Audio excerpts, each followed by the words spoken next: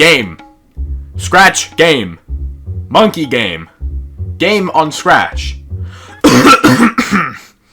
In this installment of Games on Scratch, I'll be taking a look at recreations and reimaginings of the beloved tower defense series, Bloons. I'd imagine that, of all genres, that tower defense would most likely be one of the easier genres to make. But nonetheless, welcome to Bloons on Scratch. So the first game we have here is Bloons TD Battles 4.6. So this is a Scratch remake of, you guessed it, Bloons TD Battles. And while it may just look like a more pixelated version of the original game, there are actually quite a lot of differences between the original and the Scratch version. The gameplay between the two versions are generally the same. You need to defend yourself from the Bloons while also sending out your own Bloons in order to take out your opponent. And while there are some UI differences, the most apparent changes come with the gameplay. Instead of the monkeys automatically attacking the Bloons when they enter the attack range, this game instead has the monkeys constantly shooting at wherever the mouse is pointing. So basically, it turns every monkey in the game into the Dartling Gunner. While it sounds like a pretty minuscule change, it actually changes up the balancing a lot. The range of the monkeys no longer plays any effect, so with it no longer being an issue, that's a massive buff to every monkey in the game. But that also makes the game impossible to win. The Bloons are somehow weaker than they usually are, so the only way to win is to commit to a rush really early on, or else your opponent's gonna get a chance to construct a defense that's half decent, which is impossible to get past because the monkeys are just too strong. Let's look back to the original BTD battles. Notice how the Bloons are actually somewhat strong? In this game, they're actually able to get past you. Well, with the Scratch version, they made the Moabs paper thin, and they get destroyed before they could even be considered a threat. Of course, assuming you have a half decent defense. This means that even if you make it to round 100 and then sell your entire defense, your rush still won't do shit. Even the ZOMGs are barely able to make it on screen. So the game pretty much always ends up in a stalemate, with each party having too good of a defense to lose. It doesn't help that once you make it to a high enough wave, the game just straight up stops sending out Bloons. So yeah, this game isn't exactly the most balanced thing to ever exist. It's still decent fun though, pretty high quality all around. Next we have 100% Pen Bloons. Now I don't know what a 100% pen looks like, but the game itself is actually pretty tame. It plays a lot like the first Bloons game, but it certainly doesn't look like it. But hey, at least you can tell the graphics were all done manually and not just yoinked from the official games. So this one feels like a stripped down version of the first Bloons game. Yes, stripped down from this. The first Bloons game, no, not that one, this one, has 5 towers, whereas in this game you only get 4. Dart Monkey, Tack Shooter, Bomb Shooter, and Super Monkey. If you're wondering, Ice Monkey is missing. I will forever miss him.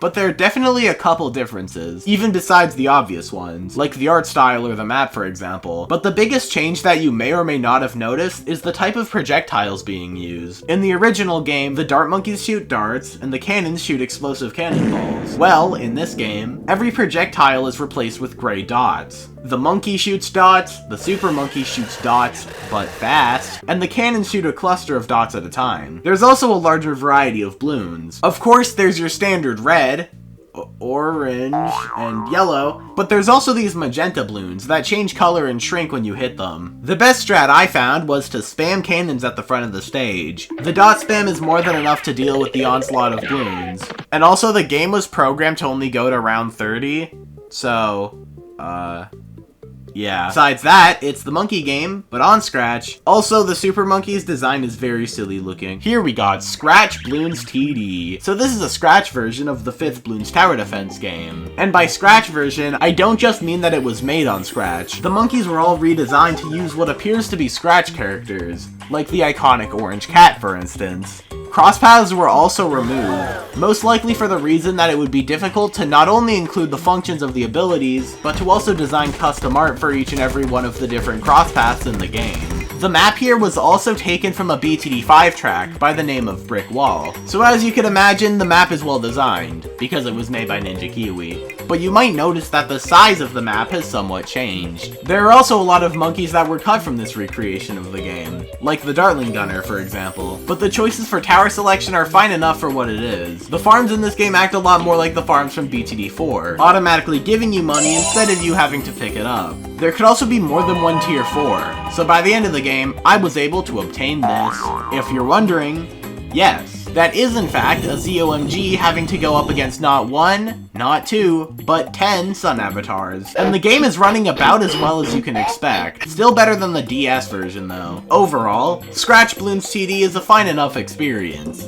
I will say it's lacking in map choice, but for a Scratch game, it's solid enough. I'm still not sure why I'd want to play it over the actual BTD5 though, because it's also free to play online. The next game is called Bloons TDS New Update. Not to be confused with Scratch Bloons TD, Bloons Tower Defense Scratched was designed to be a lot more like BTD5, at least when it comes to graphics. The menus for the game look pretty unappealing to say the least. It's not a great first impression, but it's a Scratch game, so the visual design isn't exactly that high of a priority. You play on a straight line, and your goal is to prevent the balloons from making it to the other side. There's a decent selection of monkeys here. However, there aren't any upgrade paths, and you upgrade the monkeys by clicking on them. Because of this, there's no way to remove towers that you've already placed down. Something interesting to note is that you can't use the submarine without upgrading to Deluxe.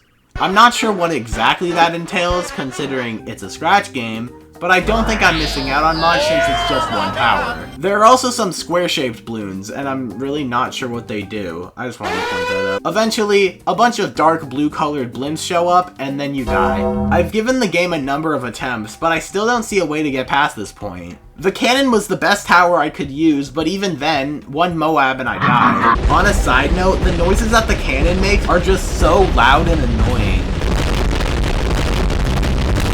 I had to put up with this for over 10 minutes. Overall, this is probably the most lacking game I've played so far. There really just isn't much here.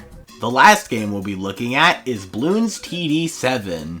Now this is actually the hidden sequel to BTD 6. Now, I find it a bit weird that Ninja Kiwi hasn't released any sort of announcements for this game anywhere, but I'm sure that's just because it's in early access. So it appears that they went for a slightly different approach with this game. The map has a beautiful, hand-drawn aesthetic that just looks wonderful. And the game design here is pretty unique too. You obviously need to fend off the balloons, but things aren't always as they seem. You can no longer upgrade your towers, and you can no longer get to choose where to put them down. The only towers that can actually move around are the Dart Monkey, for some reason, and the Heli Pilot. But the Heli Pilot can barely follow the mouse whenever there are actual balloons on the screen. The way to gain money is also pretty different from other entries in the series. In most games, you get $1 per balloon popped.